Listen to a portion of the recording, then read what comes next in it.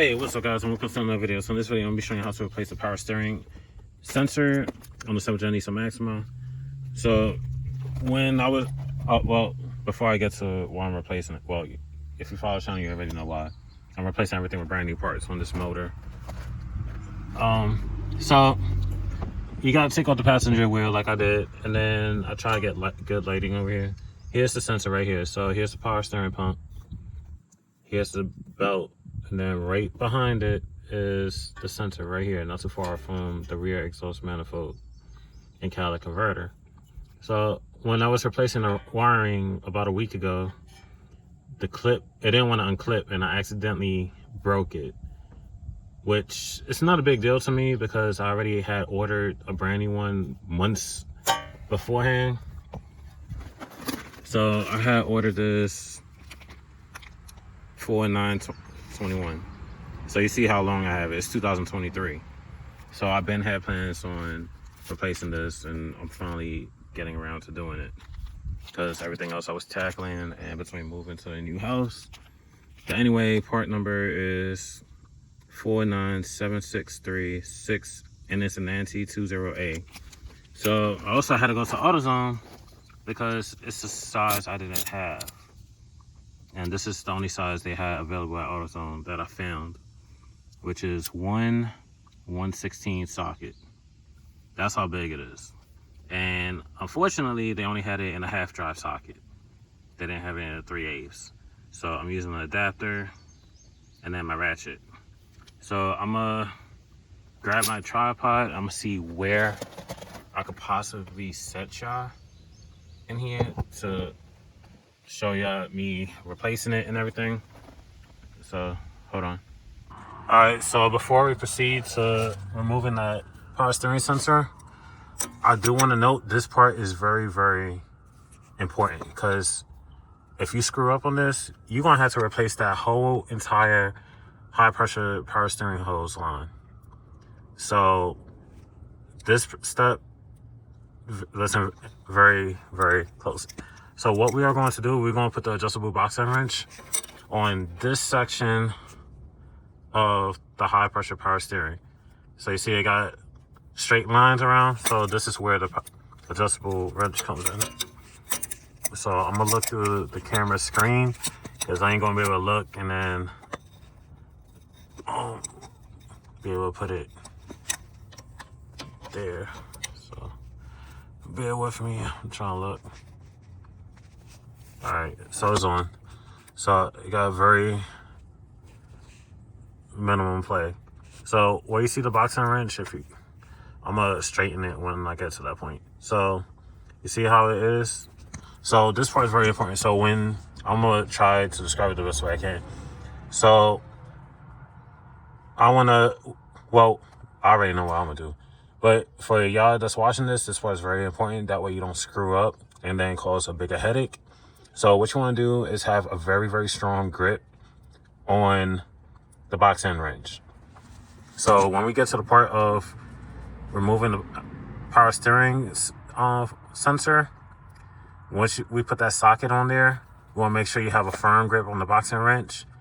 And before you start loosening the sensor, do a tug on the ratchet and then make sure you got a firm grip to prevent this section from twisting with the sensor. And the reason I say that is because the tubing is very, you could say fragile, because any little pressure, you're going to end up twisting and bending that high pressure hose line.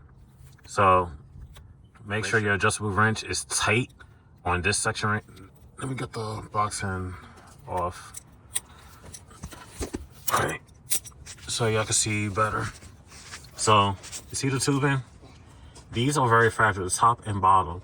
So if you don't have a firm grip on that box end wrench, you are at a very high risk of bending the tubing and potentially cracking, splitting, worst case scenario, twisting and completely breaking that hose off. So that's why I said this part is very important. So make sure you got the adjustable box end wrench or regular wrench on this section, and make sure you're keeping it still. The only part that should be moving is the sensor part. So when you're breaking that loose, make sure this is staying in the exact position it's in. So hopefully I described that, what the next part is going to be in detail. If you don't understand, do not proceed with this video, because this is a disclaimer. You will cause yourself a headache and will have to replace that high pressure line right there. All right, so I'm gonna make my job a little easier. I'm gonna go ahead and install the new power steering sensor. I had this set in the old one. I did a video on how to replace it on the car, but now it's gonna be outside the car. So you're going to need a 1/116 socket. So I'm gonna put it over the socket, and then we're going to get a box, well, adjustable wrench, because you want to support this portion.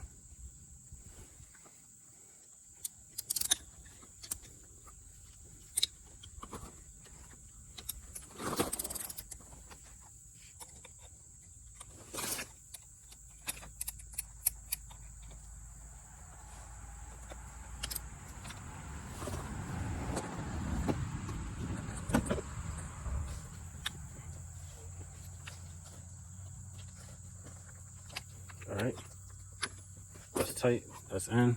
So this portion is done. So all right, so let's proceed with the video. All right, so that's the best angle I could give y'all. Hopefully I don't knock the camera over or nothing. If I do, I apologize. So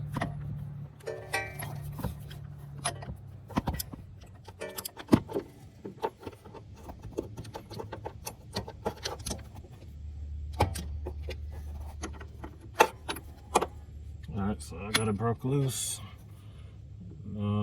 It's just a matter of taking it out. Try to keep down that view.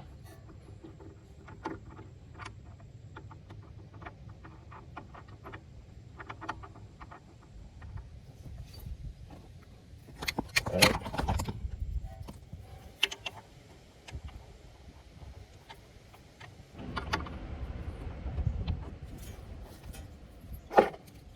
I'll move y'all real quick.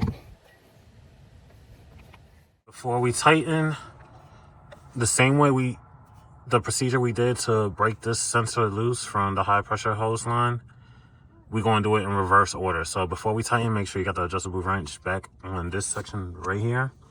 And then we're going to tighten. The only part of your hand that should be moving is the sensor side. The high pressure hose side with the boxing wrench, keep it in the exact position. Do not let it move at all. So keep tension on this side, wherever hand you're using, and then the other to tighten this part. All right, so I got it tightened. Now we could reconnect this sensor. The tab portion, well, how the angle mine is in, is going towards the bottom. So you see this lip right here where my top of my thumb is, that's where the tab's supposed to go. So I'm looking through the camera to see. All right, and you should hear a clicking noise when it's fully reattached. All right, I heard the click. Hopefully the camera pick up the click. So we're all done. Now all we gotta do is put the wheel back on. So that's how you replace your power steering sensor on the 7th gen Nissan Maxima 2009-2014. That's it for this video. Like and subscribe. I'll see you in the next one. Peace.